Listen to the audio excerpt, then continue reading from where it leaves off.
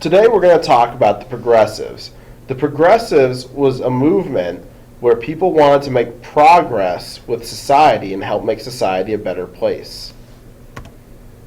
Progressives wanted to solve society's problems and make America more fair and democratic. Progressives included average citizens, journalists, and politicians. So an example of some of the citizens who wanted to make America a better place, one would be Jane Addams, who created the settlement house Hull House in Chicago to help immigrants and the urban poor.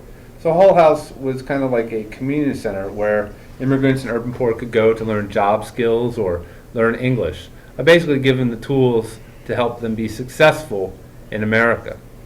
You also had people like Susan B. Anthony, Elizabeth Cady Stanton, who worked to get women the right to vote. Again, making America more democratic, making more votes available to people. So in the 19th Amendment was passed, women did get the right to vote, though unfortunately for Susan B. Anthony and Elizabeth Cady Stanton, neither of them lived to see that. So just a picture of the ladies. We've got Elizabeth Cady Stanton and Susan B. Anthony on the left, and Jane Addams on the right. So you can see here a good example of what it meant to be progressive. They might have all believed the same thing, but they were working for different goals, but to make America a better place.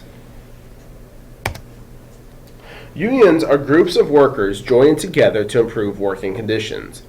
Unions want to improve safety, pay, and reduce work hours and put an end to child labor.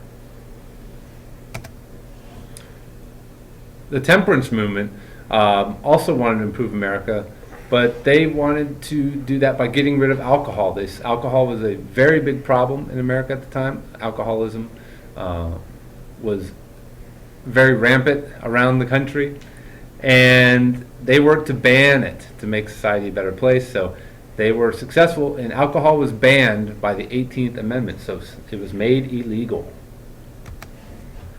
And here we have some pictures of what the temperance movement wanted to accomplish. See on the left a picture showing the ideals of the temperance movement in the name of humanity to destroy alcohol. And on the right, when actual alcohol was made illegal, you had officers going out and destroying alcohol.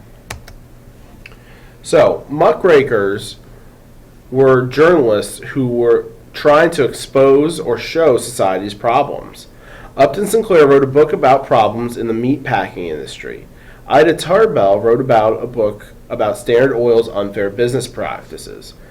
Here are the pictures of the covers of their books, and their books were highly effective in getting people to actually understand the problems that everyday workers or companies faced in America's society as it was at the time. Some muckrakers used photography to show the problems in society. Lewis Hine took pictures of children working to help stop child labor. And Jacob Riis took pictures of the city slums and of the urban poor to show Americans what it was like for the poor in the cities.